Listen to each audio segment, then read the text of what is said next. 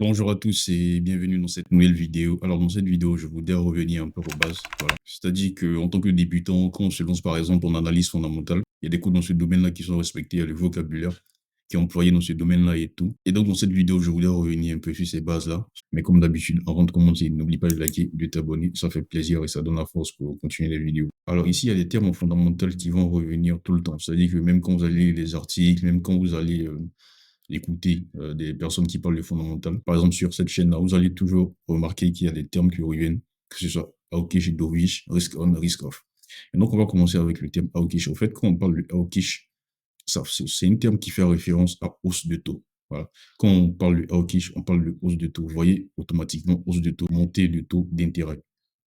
Et donc, qu'est-ce que ça veut dire? Quand on monte les taux d'intérêt, comme vous le savez, la devise, elle va prendre la valeur. Si on pense que bientôt, on va monter les taux dans un pays, vous allez voir que la devise de ce pays-là va prendre la valeur, tout simplement. Quand on vous dit que la devise est hawkish, ça veut dire que la devise est haussière. Voilà, c'est-à-dire qu'on anticipe que bientôt, il y aura hausse de taux, et donc la devise est haussière. Quand on vous dit, par exemple, que le dollar est hawkish actuellement, ça veut dire que le dollar est haussier. Soit les différents éléments aux États-Unis, que ce soit inflation, emploi et tout, l'économie est assez résiliente et donc on va dire que par exemple le dollar est hawkish, le dollar est haussier, vous voyez. Parce que si on a ces différents chiffres-là, inflation, marché de l'emploi, si tout est à la hausse, c'est pas trop ce qu'on veut, voilà. Et donc pour pallier cela, on va monter les taux, voilà. Donc si on veut dire que cette inflation était assez hawkish, ça veut dire que l'inflation était à la hausse. Ça implique qu'on veut hausser les taux d'intérêt pour baisser cette inflation-là. Et donc, quand on dit que le dollar est hawkish, cette inflation est hawkish, ça veut dire que c'est aussi, tout simplement. C'est aussi pour la devise. À l'inverse, on a le terme dovish. Dovish, ça fait référence à baisse de taux. Et donc, quand on dit que la devise est dovish, ça veut dire que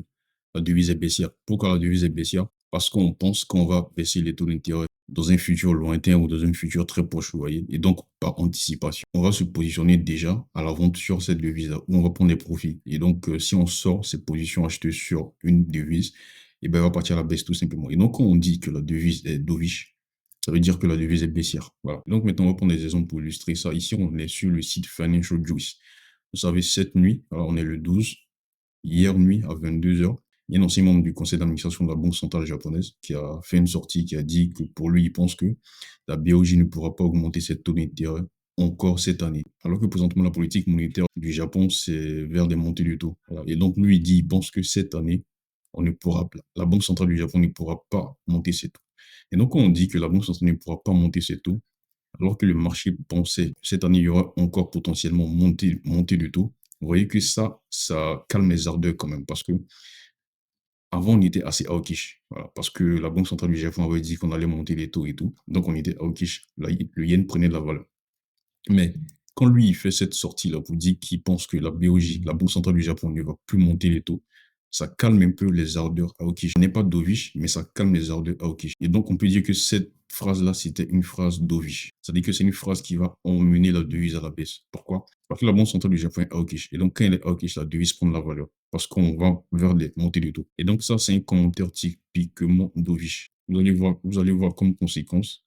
Ça, c'était à 22 heures le 11 août. Vous allez voir comme conséquence, voilà, pendant la session asiatique, voici, le yen était la devise la plus faible. Simplement à cause de ce genre de phrase dovish, tout simplement. Le yen était la devise la plus faible pendant la session asiatique. Et donc, vous allez voir que hier, à partir du 22, le yen était là. Ça, c'est le graphique du yen japonais. Vous allez voir que, voilà, on est parti à la baisse comme ça. D'autant plus qu'aujourd'hui, le calendrier économique était assez faible. Il n'y avait pas d'annonce qui pourrait potentiellement faire changer ça. Voilà. Et donc, vous allez voir que à partir vers 22 heures, voilà, le yen, il a continué sa baisse comme ça. Parce que la sortie qu'il a fait était assez dovish. Je vais prendre maintenant un exemple de hawkish. Ici, vous allez voir que le 8 août, dans la nuit du 8 août, pendant la session asiatique, la gouverneure de la Banque centrale d'Australie, elle a fait une sortie assez hawkish parce que, regardez cette phrase qu'elle a sortie, le conseil d'administration a envisagé une hausse de taux mardi. Voilà, à envisager une hausse de taux mardi. Et donc, qui dit hausse de taux dit que la devise prend de la valeur. Et donc, on peut dire que ça, c'était une phrase assez hawkish. L'ensemble de son discours était hawkish. Voilà. Par exemple, ici, vous allez voir que elle a aussi dit ici que la Banque centrale n'hésitera pas à relever ses taux si nécessaire. Et donc, quand le discours global tend vers monter le taux, bah, on peut dire que c'est un discours hawkish. Et donc, vous allez voir que durant cette session asiatique-là, on va monter un peu. Voilà. Vous allez voir que le dollar australien, c'était la devise la plus forte ici. Le marché, c'est du fondamental. Il réagit à tout ce qui se passe autour, que ce soit économique, macroéconomique et tout.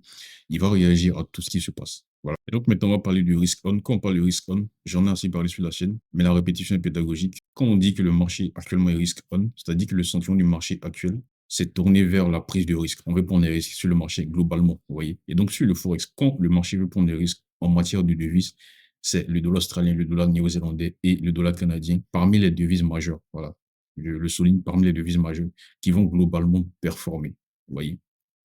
Et donc, on voyait que sur une session, par exemple la session asiatique, la session européenne ou la session américaine, on met toute la journée même, on voyait que le dollar australien ou le dollar néo-zélandais sont les devises qui performent le plus par rapport aux autres devises.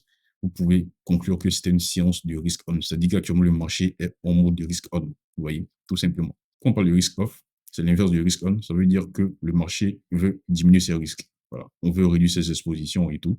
Et donc, quand c'est comme ça, vous allez voir que c'est le dollar américain, le franc suisse et le yen japonais qui vont performer par rapport aux devises australiennes, canadiennes et puis néo-zélandaises. Je prends un exemple aujourd'hui. Durant la session asiatique, on voit que les devises qui ont performé, c'est le dollar néo-zélandais, le dollar australien. Parmi les devises qui ont le plus performé, il y a les devises risk on.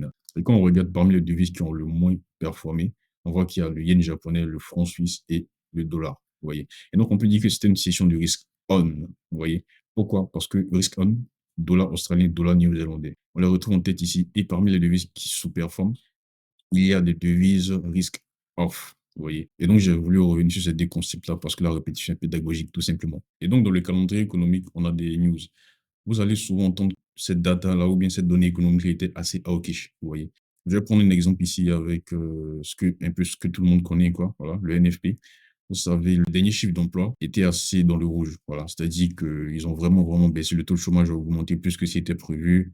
Le NFP est sorti assez à la baisse, plus que ce qui était prévu. Pareil pour les salaires. Et donc, c'était assez mauvais. Quand c'est comme ça, on dit que ces chiffres d'emploi-là étaient dovish. Pourquoi? Parce que ça sort dans le rouge, assez dans le rouge. Ça veut dire que l'économie se détériore. Et donc, si l'économie se détériore, c'est parce que les taux d'intérêt sont élevés. Voilà. Et donc, si l'économie se détériore plus que ce qui était prévu, on veut baisser les taux rapidement pour limiter cette dégradation massive de l'économie. Voilà. Et donc, quand les données sur l'emploi sortent et qui sont assez mauvais, on anticipe déjà qu'on va baisser les taux. Vous voyez pourquoi? Parce que l'économie se porte très mal. Voilà. Et donc, quand on dit que les données économiques étaient assez dovish, ça dit qu'ils étaient assez dans le rouge, vous voyez, pour qu'on commence à anticiper des baisses du taux. Et donc, qui dit baisse du taux, dit que la devise perd de la valeur. Et donc, ça, c'était le 2 août. Les données économiques sur l'emploi étaient dovish, on va voir. Et donc, qui dit dovish, la devise perd de la valeur. On va regarder le 2 août, voilà, ça, c'est le dollar américain. On voit que on a vu une baisse massive sur le dollar américain suite à ces chiffres dovish-là. Et donc, vous allez souvent entendre ça aussi en fondamental, voilà, des données économiques qui sont assez dovish ou des données économiques qui sont assez hawkish. Les données économiques hawkish, c'est le sens inverse. C'est-à-dire que ces données-là sont massivement dans le vert. Il y a trop d'emplois créés, le taux de chômage il continue à baisser. Voilà, ça dit que les entreprises ont toujours de l'argent. Elles ont toujours des moyens pour embaucher, pour faire vivre le marché de l'emploi, tout simplement. Et donc, c'est comme ça alimente l'inflation. On ne veut pas que l'inflation monte. Et donc, ça appelle les montées du taux pour limiter ça. Vous voyez. Et donc, on vous dit que des données économiques sont assez hawkish. Ça veut dire que ces données économiques-là appellent à des montées de taux. Donc, vous allez voir que la devise va prendre de la valeur. Donc, souvent aussi, vous allez entendre parler de discours hawkish. Vous savez, souvent dans le calendrier économique, on a des discours de membres de banque centrale. Et donc, il y a des discours de banquiers centraux ou même après les annonces du taux d'intérêt. Suite à ces annonces-là, il y a des discours voilà, pour essayer d'expliquer un peu, pour répondre aux questions des journalistes. Donc, ces discours, on va les scruter pour essayer de voir s'ils sont hawkish, dovish. Voilà. Ça dit que à travers ce discours-là, on va essayer de voir vers quelle politique monétaire la Banque centrale veut nous amener. Voilà. Donc, par exemple, ça, c'était le discours de Madame Bullock, la gouverneure de la Banque centrale d'Australie. Quand on analyse tout son discours, là, vous allez voir que ce discours était assez hawkish. Voilà. Il y avait des phrases, on analyse phrase par phrase, voilà, et on voit que globalement, ces phrases-là sont hawkish. Ici, par exemple, elle a dit que le board a considéré des montées de taux. Et donc, il dit monter de taux, la devise prendre la valeur. Et donc, ça, c'est une phrase hawkish.